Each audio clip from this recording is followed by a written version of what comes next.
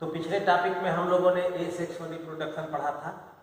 अब उसमें क्या था कि ये देखा गया कि एक ही पेरेंट से नए इंडिविजुअल डेवलप हो जाते थे। लेकिन जो दूसरा टॉपिक हमारा है सेक्सुअल रिप्रोडक्शन, आज हम लोग इस पर डिस्कस करेंगे। सेक्सुअल रिप्रोडक्शन के अगर कहा जाए कि इसके कैरेक्टरिस्टिक्स क्या हैं, जो आपको डिफरेंशिएशन में बताए थे वो सारे कैरेक्टरिस्टिक इसमें बताया गया था कि it is biparental, means two parents are involve for the production of new individual.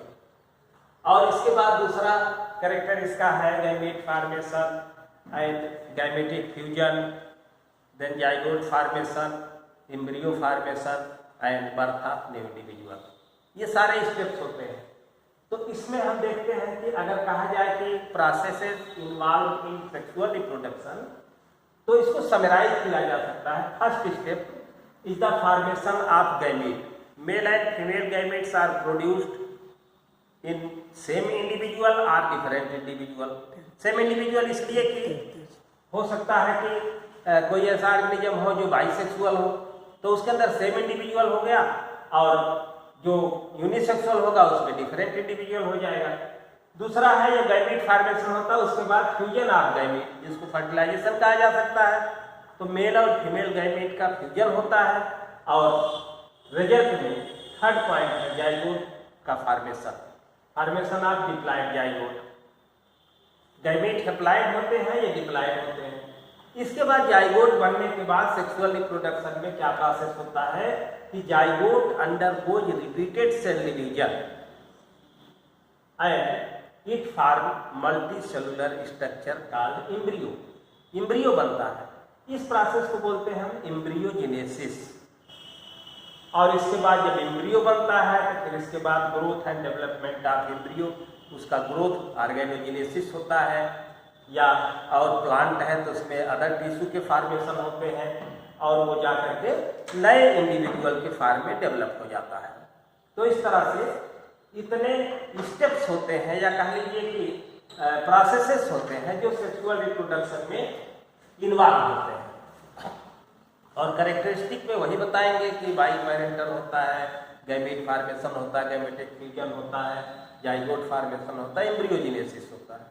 तो दो पार्ट इसके हो गए कि इतने स्टेप होते हैं जो या प्रोसेसेस होते हैं जो सेक्सुअल रिप्रोडक्शन में इन्वॉल्व होते हैं।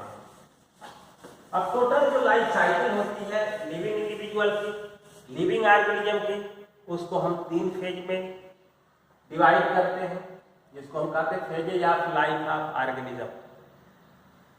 बर्थ होता है, ग्रोथ होता है, डेवलपमेंट होता है, इसके बाद रिप्रोडक्शन होता है, फिर इसके बाद डेथ होती है। सारी चीजों को समराइज किया गया तो 3 फेज बनते हैं।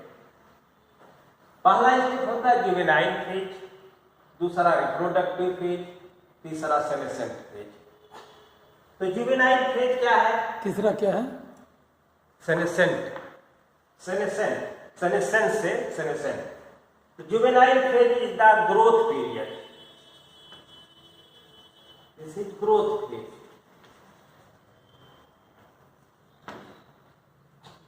जब लिविंग ऑर्गेनिज्म का बर्थ के बाद ग्रोथ होता है तो उसको हम कहते हैं कि ये ग्रोथ फेज है या जुवेनाइल फेज है।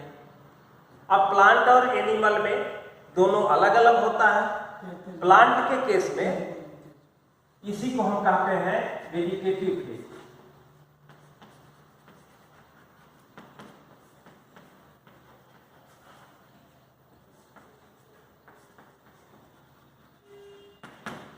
Then for the plants, the term vegetative phase is used. और एनिमल फेज में आप कहेंगे ग्रोथ फेज है, प्रिपरेटरी फेज है, दोनों को अलग अलग होता है। अब कैसे हम ये मानेंगे कि this is the period of growth before the reproductive maturity. Reproductive maturity के बाद जो ग्रोथ होता है, चाहे प्लांट हो चाहे एनिमल हो, उस फेज को हम कहते हैं जुवेनाइल फेज। एनिमल के केस में जुवेनाइल फेज, और प्लांट के केस में उसी को कहते हैं वेजिटेटिव फेज। तो वेजिटेटिव फेज कंप्लीट हुआ। अगला स्टेप आता है रिप्रोडक्टिव फेज। अब रिप्रोडक्टिव फेज को हम कैसे पहचानेंगे? what is the signal of reproductive phase? Then in case of plant,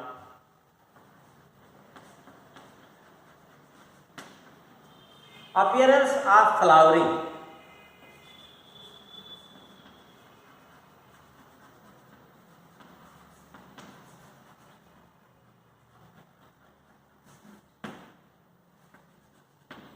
is the signal of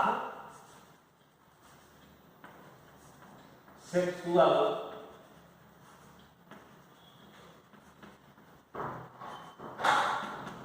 maturity. Plant के केस में फ्लावरिंग का आना ही सिग्नल है कि अब इसकी सेक्सुअल मेच्योरिटी हो गई है। तो ये कॉमन प्लांट के लिए ये हो जाता है, लेकिन कुछ स्पेशल मैकेनिज्म शो करने वाले प्लांट्स भी हैं जिनकी फ्लावरिंग अलग अलग पीरियड में या अलग प्रकार से, अदर पैटर्न से होती है। जैसे एक एग्जाम्पल आपका होता है बम्बू का।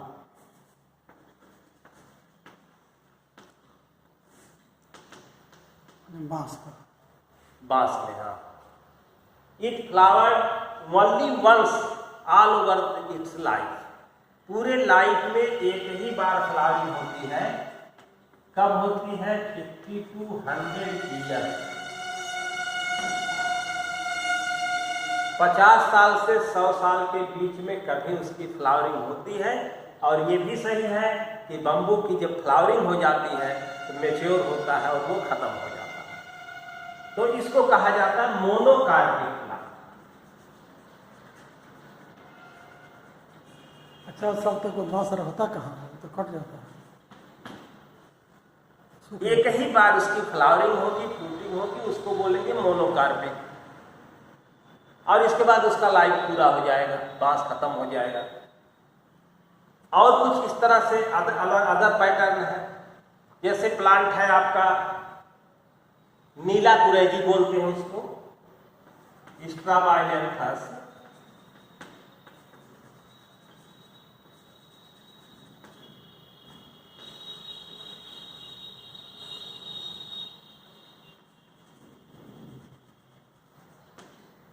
स्ट्राबाइलेंथस कुंथियाना, इसको बोलते हैं नीला कुरेजी। साउथ इंडिया में पाया जाता है, केरला कर्नाटक में पाया जाता है। तो इसका क्या कैरेक्टरिस्टिक है? फ्लावर वंस आफ्टर 12 ईयर्स, 12 साल बाद फ्लावरिंग इसकी होती है और ब्लू कलर का फ्लावर की एक लाइन बन जाती है जो अट्रैक्ट करता है टूरिस्ट को। तो इसके पहले इसकी फ्लावरिंग 2006 में हुई थी, तो फिर कब हुई होगी? 2018 में हुई होगी। अब इसके बाद 24 में होगी, नो 30 में। 12 साल बाद फ्लावरिंग होती है। ये एग्जाम्पल 1 नंबर में पूछा जाता है, तो इसका नाम याद रखेंगे, स्ट्राबाइलेंथस कुंथियाना। नीला कुरेजी कहा जाता है, कर्नाटक केरला क्षेत्र में पाया जाता है। और इसकी जब फ्लावरिंग होती है तो ऊपर से धारी दिखाई देती है, स्ट्रीम दिखाई देती है, एक लाइन दिखाई देती है। कितने दिन तक अट्रैक्ट द, कितने दिन तक वो फूल रहता होगा? ये अपने मेच्योरिटी तक रहता है, 1 महीने तक रहता है। और एक फ्लावर पूरा हुआ तो दूसरा निकल आया, तो कुछ उस सीजन में उपलब्ध रहता है, नीले रंग का। तो ये एक स्पेशल केस हो गया प्लांट के केस में। और यही फ्लावरिंग होने का मतलब ये हो गया कि ये सेक्सुअली मैच्योर हो गया है, रिप्रोडक्टिव पीरियड में आ गया है। इसके बाद जो दूसरा केस आता है प्लांट में, तो ये हो गया। अब और भी केस आते हैं। कुछ प्लांट्स, 3 तरह के प्लांट्स हम लोग जानते हैं, एनुअल होते हैं, बाइनियल होते हैं और पेरिनियल होते हैं। तो एनुअल तो अपना हुआ और एक बार मेच्योर हुआ, फ्लावरिंग हुई, रिप्रोडक्शन किया और उसके बाद खत्म हो गया। लेकिन जो पेरिनियल प्लांट्स होते हैं, उनके कुछ पेरिनियल बॉडी जो होती हैं, अंडरग्राउंड पार्ट होगा, वो सुरक्षित रहता है और फिर उससे नया प्लांट बनता, फ्लावरिंग होती है। या कुछ ऐसे ट्री हैं जो मल्टी ईयर्स तक रहते हैं, जैसे मैंगो है, मैंगो है वो आपके लंबे समय तक मैच्योर होता है, इसके बाद इस साल फ्लावरिंग हुई तो अगले साल फिर फ्लावरिंग होती है। तो ऐसे प्लांट्स को बोला जाता है perennial plant that show flowering every year or they exist for long period, लंबे समय तक रहते हैं और सीजन में फ्लावरिंग देते हैं, तो इसको हम बोलते हैं कि ये पेरिनियल्स होते हैं। तो पेरिनियल से एक निश्चित समय के बाद फ्लावरिंग होगी। अब ये कहा जाए, प्रश्न ये उठता है, question is right that the portion और the period between the two flowering taken under which term, किस टर्म का यूज करेंगे आप जो दो फ्लावरिंग के बीच का होता है, उसको हम इंटर फ्लावरिंग पीरियड कह सकते हैं।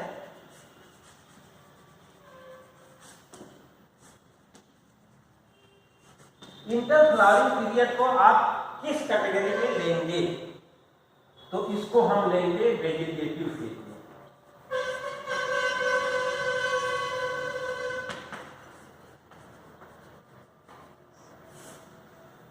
फ्लावरिंग हो गया, जो उसकी फ्लावरिंग बॉडी है, एरियल पार्ट है, वो फ्लावरिंग कर दिया, उसका जो पेरिनियल बॉडी है, जो उसका ट्रंक है और रूट है, वो पड़ा रह गया।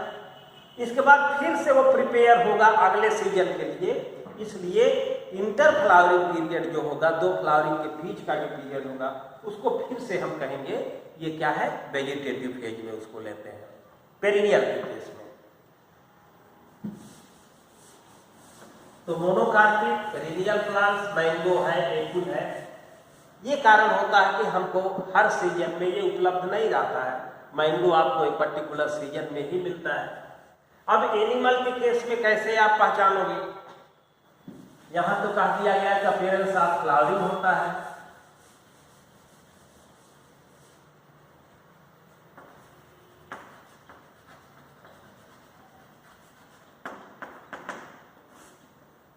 then in case of animal reproductive maturity or reproductive phase appeared by some morphological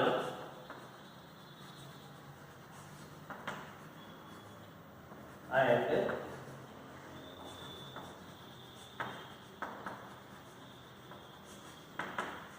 physiological changes।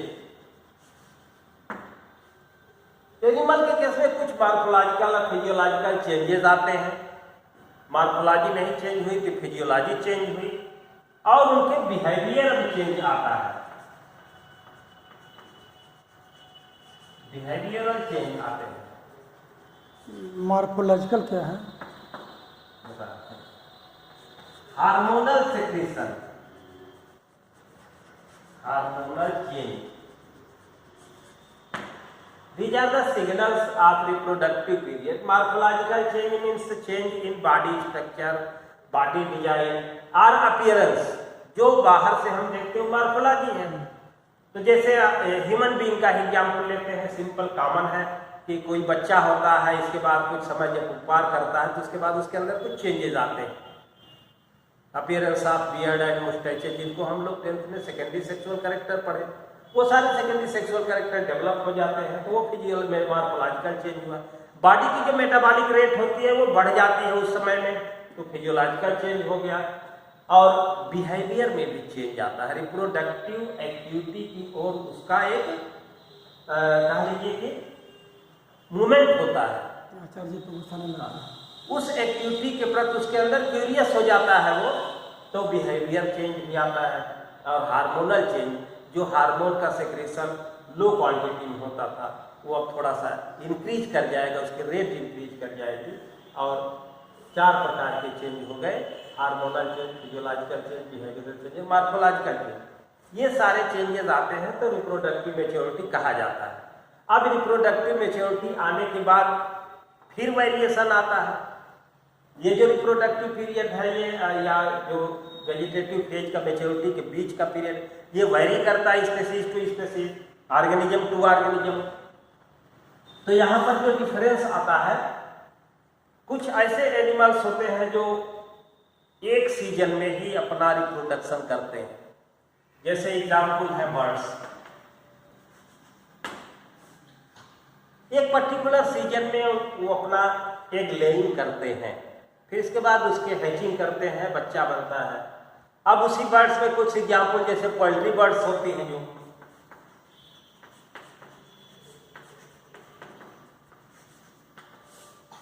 Poultry bird में जो आप एग प्रोडक्शन करते हैं, हैंड उसमें आ जाएगा, टर्की हो जाएगा, जिससे एग लिया जाता है। अब इनका क्या होता है कि they lay egg all over the year, वो पूरे साल तक अंडे देती है, लेकिन but they are treated with hormones. Hormone और न्यूट्रिएंट्स देकर उनसे अंडा दिलवाया जाता है, हार्मोनल ट्रीटमेंट किया जाता है। तो ये एक्सेप्शन हो गया, हमेशा नहीं अंडे देगा। जो नॉर्मल बर्ड है उसका एक सीजन होता है। तो ऐसे पर्टिकुलर ऑर्गेनिज्म को हम कहेंगे कि एक सीजन में, और कुछ ऐसे होते हैं जो पूरे लाइफ साइकिल में अपने अंडे देते रहते हैं, प्रोडक्शन करते रहते हैं। तो दो तरह के हम एनिमल्स को क्लासिफाई करते हैं। एक कहलाता है seasonal breeder,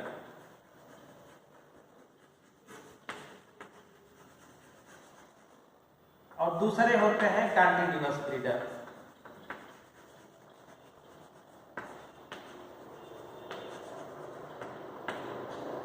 Seasonal breeder means those organisms that reproduce or produce their offspring in a particular season, particular period। कोई एक विशेष पीरियड में ही वो करते हैं, उसको सीजनल ब्रीडर कहते हैं। जैसे अभी हमने बर्ड्स का एग्जाम्पल दिया, और भी आप एनिमल्स देखते होंगे, उनके बाद रिप्रोडक्शन में प्रोसेस पे टेम्परेचर का इफेक्ट होता है, इन्वायरमेंट का इफेक्ट होता है।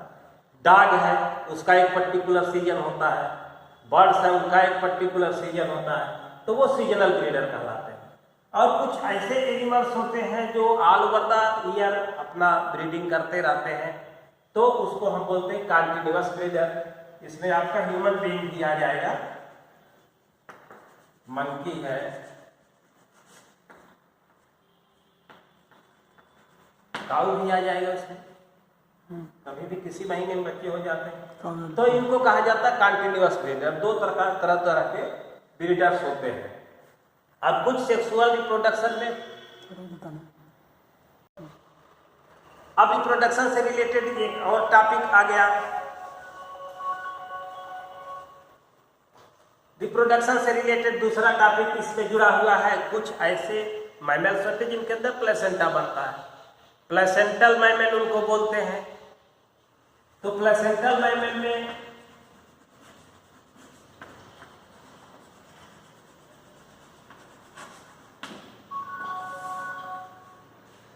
some cyclic changes,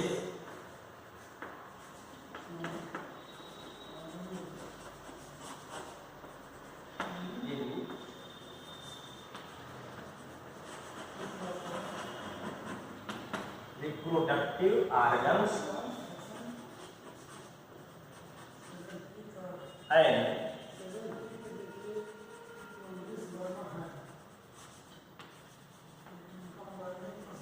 hormonal secretion, ये दो साइक्लिक चेंज पाए जाते हैं। साइक्लिक चेंज का मतलब कि बार बार रिपीट करने वाला चेंज होता है। तो एक साइकिल इनके अंदर चलती है, रिप्रोडक्टिव साइकिल जिसको बोलते हैं। अब उस रिप्रोडक्टिव साइकिल में दो तरह का फिनोमेना होता है।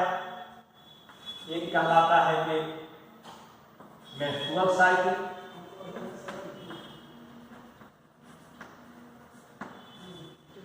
और दूसरा होता है स्ट्रस साइकिल।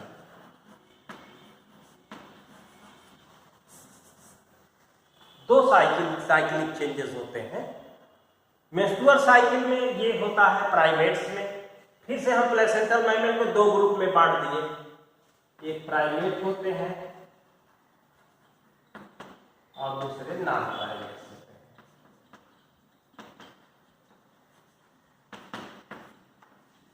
प्राइमेट्स में आपका एप आएगा, मंकी आएगा, ह्यूमन बीइंग आते हैं। वो एक पीरियाडिक चेंज या साइक्लिक चेंज शो करते हैं, उसको मेंस्ट्रुअल साइकिल कहा जाता है।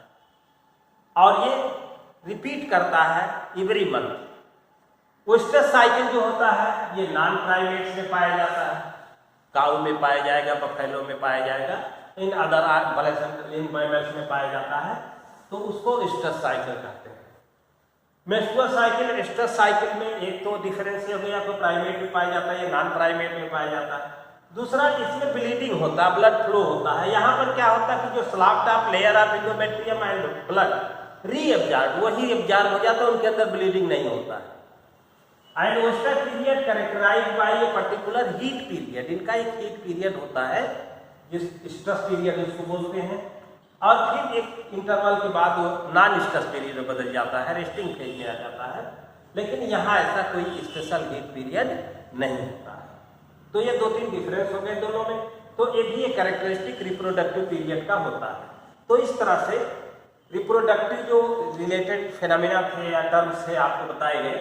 लास्ट में होता है जब लाइन पूरी होती है तो इसको हम बोल देते हैं कि ये सेनेसेंट फेज। सेनेसेंट फेज में क्या होता है, बर्थ हुआ, ग्रोथ हुआ, सेक्सुअल मैच्योरिटी आया, सेक्सुअल मैच्योरिटी में उसने रिप्रोडक्शन किया, रिप्रोडक्शन करने के बाद एक पीरियड ऐसा आता है कि रिप्रोग्रेसिव एक्टिविटी, कुछ निगेटिव एक्टिविटी या नुकसान होने वाली एक्टिविटी आ जाती है, या उसको हम बोलते हैं डिटेरियोरेटिव एक्टिविटी, डिटेरियोरेशन होने लगता है बॉडी का, और फिर वो इंड होता है डेथ में। इसको आप कह देंगे कि period between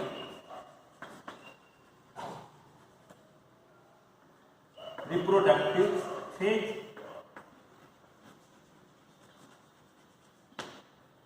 reproductive maturity and death, ये नेचुरल डेथ है। तो रिप्रोडक्टिव मैच्योरिटी हुआ, उसके बाद रिप्रोडक्शन प्रोसेस हुआ, और वहां से फिर अंत में उसका जो characterized by deteriorative activity of body, cessation of hormonal secretion, cessation of reformation of body, ऐसे ही कुछ प्रोटीन अपने बॉडी में ही बन जाते हैं जो सेल को खत्म करने लगते हैं, और धीरे धीरे डिटेरियोरेशन होता है, लास्ट में एक जो रिजल्ट होता है वो डेथ होता है। तो डेथ और रिप्रोडक्टिव मैच्योरिटी के बीच का पीरियड सेनेसेंट होता है। प्लांट के केस में आप देखेंगे कि मैच्योर होगा, फिर येलोइंग ऑफ लीफ आएगा, लीफ पीला होगा, मर जाएगा। उसी तरह से एनिमल के केस में भी अपने आप कुछ डिटेरियोरेटिव एक्टिव बॉडी में शुरू होती हैं, हार्मोन कम हो जाते हैं, कुछ ऐसे टॉक्सिक प्रोटीन बनने लगते हैं जिससे सेल्स के अंदर कमजोरी आने लगती है, और फाइनली उसकी डेथ हो जाती है। तो ये कुल मिलाकर के ऑर्गेनिज्म का 3 लाइफ फेज होता है, जुवेनाइल फेज, रिप्रोडक्टिव फेज और सेनेसेंट फेज। और इसके बाद अब सेक्सुअल रिप्रोडक्शन की कौन कौन से इवेंट्स होते हैं, जिसको हम 3 ग्रुप में बांटते हैं, pre fertilisation event, fertilisation and post fertilisation event. ये हम अगले क्लास में लेंगे। यहाँ तक का नोट आपको 1-2 दिन में मिल जाएगा, उसको कॉपी पे लिख लेंगे। धन्यवाद।